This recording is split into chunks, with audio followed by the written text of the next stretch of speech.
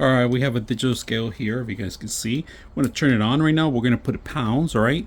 And what you want to do, we want to grab maybe one corner of the system to see how heavy this thing is and how much setup you're going to require to do on the actual top. So right now we're going to set it up and we're hanging it. If you guys can see, it's about 12.2 pounds, the whole thing itself.